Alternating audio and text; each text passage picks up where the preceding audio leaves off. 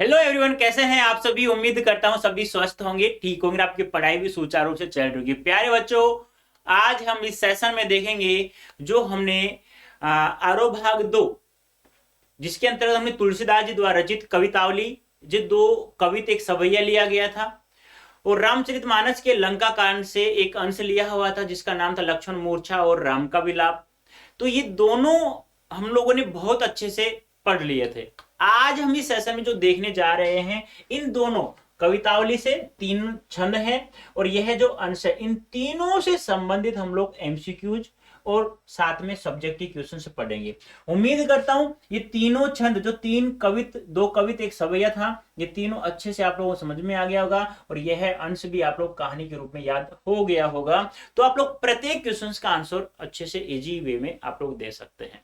चलो करते हैं स्टार्ट हम लोग।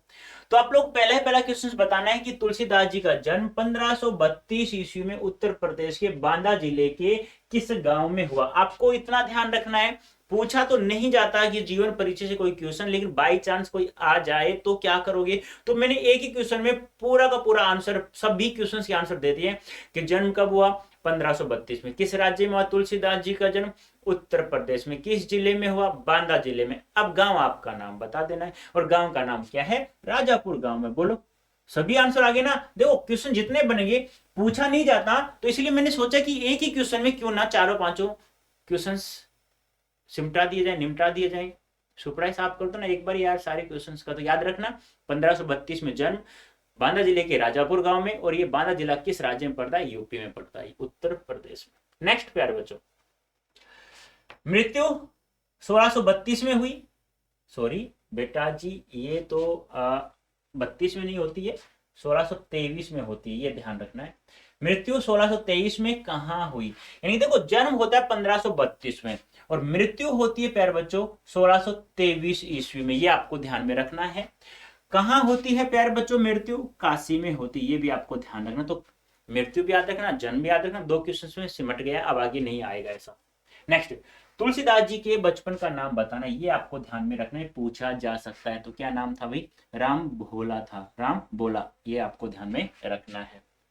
नेक्स्ट है तुलसीदास जी की भक्ति पद्धति कैसी थी। प्रत्येक चौपाई दोहा में जब मैं बताया गया था उसमें बताया भी था कैसी भक्ति भाव थी बेटा, दास्य भाव की थी। याद रखना इन क्वेश्चंस को, बहुत ज्यादा महत्वपूर्ण पूछे जा सकते हैं। तुलसीदास को भक्ति मार्ग किससे मिला, इन तुलसीदास ने राम भक्ति का मार्ग चुना, वो मार्ग किससे मिला उन्हें, गुरु से, पिता से, माता से, पत्नी से, किससे मिलता है, गुरु से। गुरु का नाम क्या नाम था प्यारे बच्चों, नर हरियानंद। क्या नाम था, नर नर हरियानंद। ठीक है, नर हरियानंद देख लेना, जिसे नर हरिदास भी कहा जाता है। मानव मूल्यों के उपासक कवि तुलसीदास जी को कहा जाता है। लोक मंगल के कवि तुलसीदास को कहा जाता है। समन्वय का कवि, याद रखना ये, मानव मूल्यों को उपासक कवि किसे कहा जाता है, लोक मंगल का कवि किसे कहा जाता है, समन्वय का कवि किसे कहा जाता है, तो किसे कहा जाता है, तुलसीदास को कहा जाता है प्यारे बच्चों।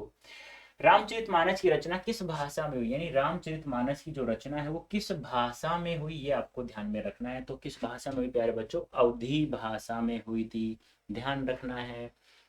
नेक्स्ट है, अर्ध राति गई कपि नहीं आयो काव्यांश में किस पात्र के ने आने का वर्णन किया गया। देखो अर्ध राति गई यानी आधी रात बीत चुकी, आधी रात जा चुकी है।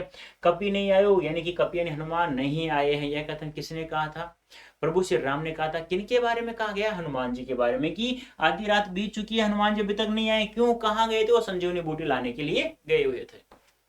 नेक्स्ट, जागने पर कुंभकर्ण किसकी तरह देह धारण किए हुए दिखाई दे रहा। देह यानी शरीर, जैसे ही ढोल नगाड़ों की सहायता से रावण ने अपने भाई कुंभकर्ण को जगाया, तो उसका जो शरीर था वो कैसा धारण किया हुआ था, राक्षस काल देवता, तो साक्षात काल देवता जैसा है, मृत्यु के देवता जैसा शरीर को धारण किया हुआ बैठा हुआ नजर, बहुत बड़ा लंबा तगड़ा था, 6 मास होता, 6 मास चलता था वो नालायक।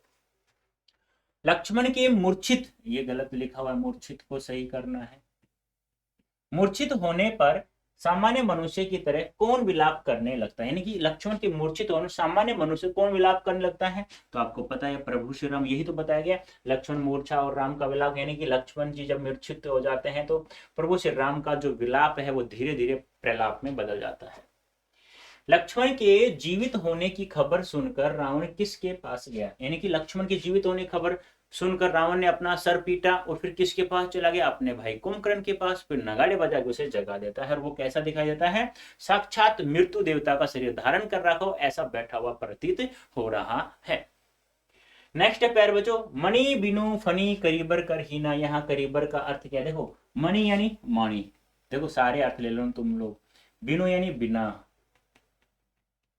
फनी यानी सांप, करीबर यानी हाथी, कर यानी सूंड, ठीक है। हीना यानी हीन, दीनहीन यानी गरीब, यानी कि जिस प्रकार से बिना मणि का सांप बिना सूंड का हाथी अत्यधिक दीनहीन हो जाता है, तो प्रभु श्री राम ये कहते हैं लक्ष्मण से, तो करीबर का क्या होता है, हाथी होता है। ये आपको ध्यान में रखना होगा प्यारे बच्चों। नेक्स्ट, श्री राम ने लक्ष्मण को हृदय से लगाया तो कौन हर्षित हुए, यानी जैसे ही वेद साहब ने इलाज किया, इलाज करते ही लक्ष्मण उठकर बैठ गए, यानी जग गए, तो किसे कौन कौन हर्षित हुआ, वहां निकर एक और शब्द आया था, याद हो तो वानर निकर, वानरों का समूह और भालुओं का समूह क्या हो गया, खुश हो गया। मणि बिनु फनी करीबर कर हिनाया, पंक्ति फनी का अर्थ क्या है मैं बता चुका हूं, सांप, सारे शब्दों का अर्थ अभी मैंने बताया था। नेक्स्ट, कुंभकर्ण जागता हुआ कैसा प्रतीत हो रहा था, देव मानव जैसा या अमराज जैसा, बताओ इसका आंसर कौन बताएगा मुझे, कोई बता सकता है। सामान्य मनुष्य, देव मानव, यमराज जैसा, शैतान जैसा, तो तुम्हें पता ही है कैसा दिखाई दे रहा था, यमराज साक्षात काल देवता। उमा एक अखंड रघुराई, यहाँ उमा शब्द का अर्थ क्या है, उमा किसके लिए प्यार बच्चों, पार्वती के लिए, और कथन कौन कह रहा है, शिव जी कह रहा है पार्वती से, ठीक है, हाँ पार्वती। तो सची कौन थी, इंद्र की पत्नी थी प्यारे बच्चों, याद रखना। रति कौन थी, कामदेव की पत्नी थी, और लक्ष्मी विष्णु की पत्नी थी, ठीक है। लक्ष्मी को रमा भी कहते हैं, श्री भी कहते हैं, ये भी ध्यान आपको रखना होगा। नेक्स्ट, रावण के शब्द सुनकर कौन व्याकुल हो गया, जैसे ही रावण ने कुंभकर्ण को जगाया ढोल नगाड़ों द्वारा, फिर उन्होंने कहा तुम्हारा मुंह क्यों सूख रहा है, क्या बात है बता, तो उसने पूरी कथा सुनी कैसे कैसे सीता ने का अपहरण करके लाया ना लाया, फिर वह व्याकुल हो उठा कि तूने सीता माता जगत जननी माता का हरण करके लाया, तू मूर्ख, अब अपना कल्याण चाहा, तेरा कल्याण नहीं हो सकता।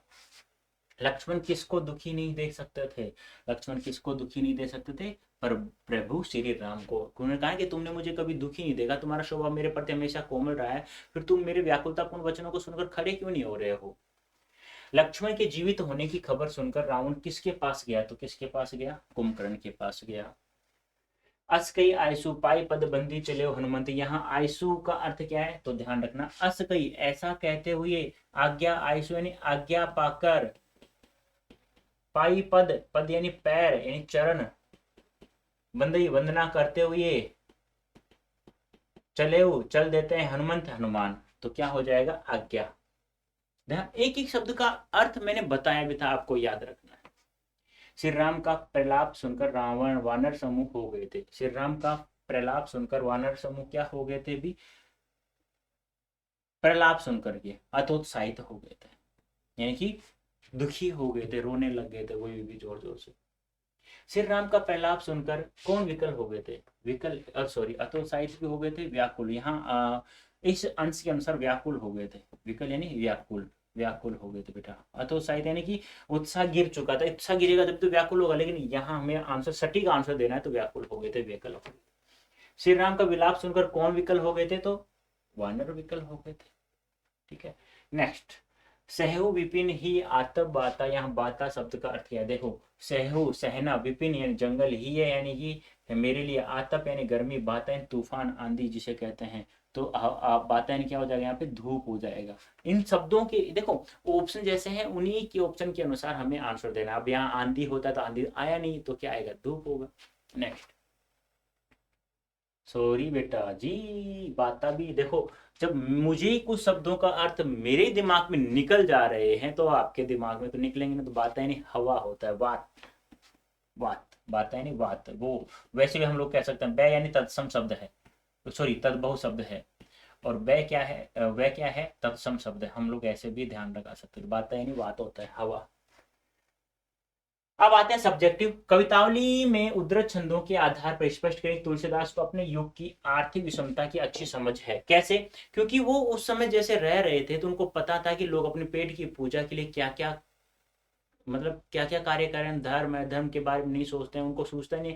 यहाँ तक की नौबत आ जाती है कि कुछ लोग तो अपने पेट की आग को शांत करने के लिए बेटा बेटी को बेच देते हैं। तो ये बहुत सारे कारण हैं। देखो, कवितावली में उद्धृत छंदों में तुलसीदास को अपने युग की आर्थिक विषमता की बहुत अच्छी समझ है।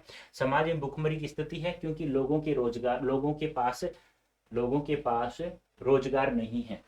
मानव अपना पेट भरने या पालने के लिए अलग अलग कार्य कर रहे हैं। कोई भीख मांग रहे हैं, कोई व्यापार कर रहे हैं, कोई छोटी मोटी कला व विधाएं सीखकर अपना पेट पालने का प्रयास कर रहे हैं। कोई लोगों को मूर्ख बना रहा है क्योंकि वह अपना पेट भरना चाहता है।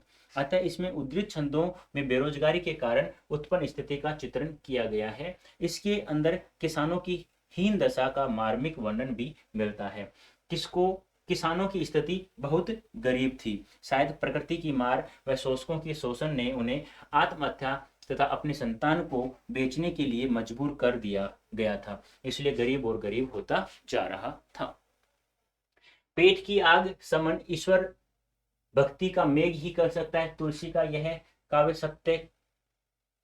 सत्य क्या इस समय भी युग सत्य है? तर्क संगत बात तो सही है, क्योंकि आपको भी पता है, हमने संसार में देखा है, पुराणों में भी, इतिहासों में पढ़ा है कि जब जब इस संसार में कोई भी समस्या आती है तो भगवान ही उनको बुझा सकता है, उस दुख को समाप्त कर सकता है।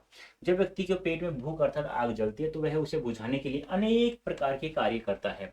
वह उस समय अच्छा बुरा नहीं सोचता और ना ही वह धर्म व अधर्म के बारे में सोचता है। वह हर तरह का उल्टा अथवा बुरा कार्य करता है। यदि वह ईश्वर की भक्ति में लीन हो जाए तो उसके पेट की आग बुझ सकती है अर्थात शमन हो सकता है, क्योंकि ईश्वर की कृपा से वह सब कुछ प्राप्त कर सकता है। तुलसीदास की यह रचना उस जितनी सत्य दिखाई दे रही है वह आज भी उतनी ही प्रासंगिक है जितना कि उस समय थी। ईश्वर रूपी भक्ति का मेघ ही मनुष्य को अनुचित कार्य करने से रोकने की क्षमता रखता है और उनकी हर समस्या का समाधान करता है। तुलसी ने यह कहने की जरूरत क्यों समझी कि दूत को अवधूत को राजपूत को जुलाहा कहो, काहू की बेटी सो बेटा ने ब्याह, काहू की जाति बिगाड़ने सो। इस समय में काहू की बेटा सो बेटी ने ब्याह कहते तो क्या सामाजिक अर्थ में क्या परिवर्तन? कुछ भी परिवर्तन नहीं आता। उन्होंने कहा कि मुझे किसी की बेटी से अपने बेटे का ब्याह नहीं करना है, तो वही बात है, बेटे का ब्याह नहीं करना किसी बेटे। लेकिन आज भी ऐसी स्थिति है, कोई लड़की है मतलब अदर जात से विवाह कर लेती है तो उसे जाति का मतलब कहते हैं ना, कुल का नाश करने वाले उसे माना जाता है, उसे अच्छी नजरों से नहीं देखा जाता है। तो आप लोग इसे पढ़ लेना, इतना महत्वपूर्ण नहीं है, एक बार पढ़ लेना, पढ़ते याद हो जाएगा। क्योंकि ऐसी स्थिति है जो हम लोग सामान्य रूप में हम लोग देखते हैं, हम भी सुनते रहते हैं, हम भी लोग भी कहते रहते हैं, तो ज्यादा महत्वपूर्ण नहीं है, ध्यान मत देना इस पर। दूध को वाले छंद में ऊपर से सरल व निरीह दिखाई पड़ने वाले तुलसी की भीतरी असलियत एक